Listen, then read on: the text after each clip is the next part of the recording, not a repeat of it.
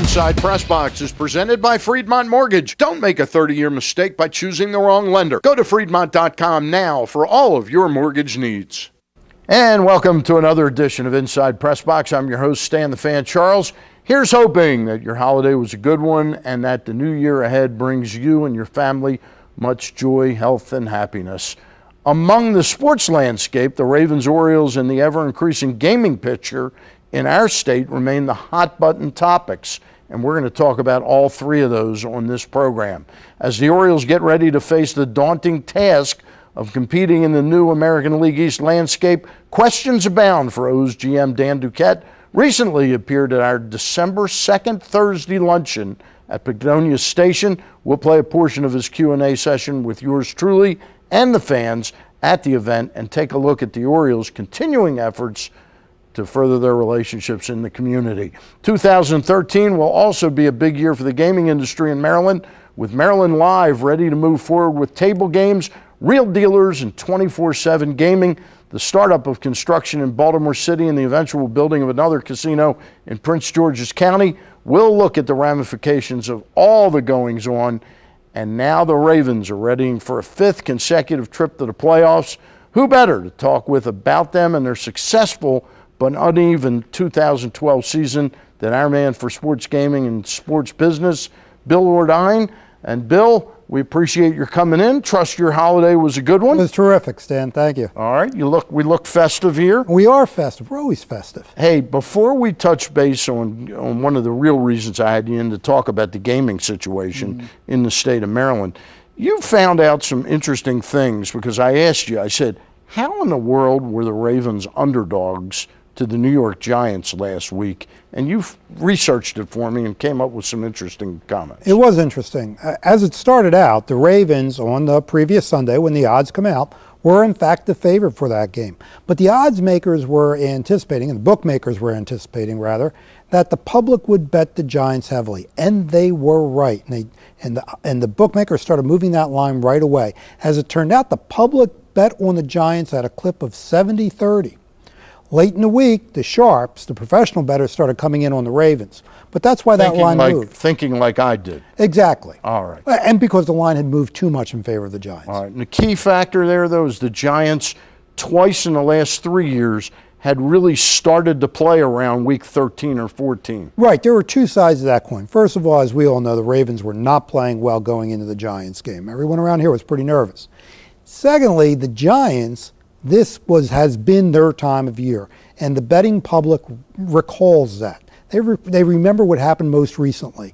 And most recently, last year, the Giants turned on the afterburners right about this time of year. Hey, you found out some interesting other statistics about this. Currently, the Ravens are what to win, to get to the Super Bowl? Depending on where you look, 18-1, 25-1 to win the Super Bowl. Okay. And part of the issue is that the two favorites to win the Soup are both in their conference, and that's Denver, number one, and New England, number two. All right. And of course, the Ravens have some difficulties that we all know about, injuries, that sort of thing.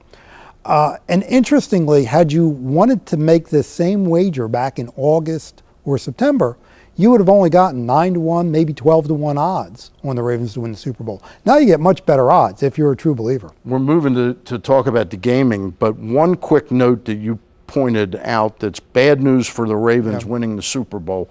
Tell our viewers that. Yeah, I'm sorry to be the bearer of bad tidings, but I went back 27 years, back to the 85 season. The Chicago Bears, the year the Chicago Bears won that Super Bowl. Never in that whole stretch has anyone won the Super Bowl and finished the regular season under 500 against the spread. And the Ravens, you say, are currently 6-8-1 against the spread. That's correct, Stan. All right, we'll keep our eye on that. Right now, I want to play a clip for you. It's David Cordish from a few weeks back at Maryland Live. If we can cue that clip up. It's virtually impossible to find experienced people, especially in something like dealing. And so that what we're going to do is conduct our own school, our own training, which will take a number of weeks, paid for entirely by us. So there's no tuition. And you're admitted into the school, you're trained, and at the end of the training, you have a job. In that dealer school training, they're going to learn.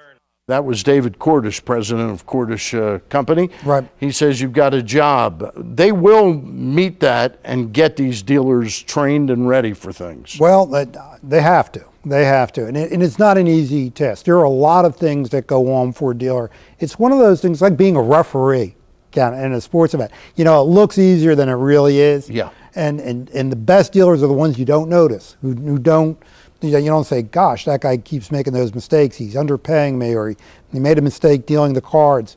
So there's a lot going on for a dealer, and this is very sophisticated training. When I was a much younger guy and they came into Atlantic City, I wanted to be a dealer. But I got to tell you, that is a young man's game, I think. It's stressful. It's stressful. I mean, the players, of course, they've got money on the line. So, you got to know your stuff. Exactly. I mean, you have to know the rules of the game. You have to be able to handle the chips. You have to be able to do the math, the arithmetic. And, you have to comport yourself in an appropriate way. Bill, 45 seconds about, tell me the schedule now. Will Baltimore City's facility be open during 2013, or will it at least be built during 2013? They're going to break ground. They're going to break ground in 2013. I think we can expect, depending on weather, I'm sure, an early spring, late winter, early spring groundbreaking for the Horseshoe, the Baltimore City Horseshoe. And then we can expect it to open about a year later in 2014. Okay. As always, a pleasure. You continue to do a super job with Baltimore sports gaming and sports business on PressBoxOnline.com. Bill Ordine. We're going to be right back with more Inside PressBox after the break, so don't go away. Inside PressBox is presented by Friedmont Mortgage. Don't make a 30-year mistake by choosing the wrong lender. Go to Friedmont.com now for all of your mortgage needs.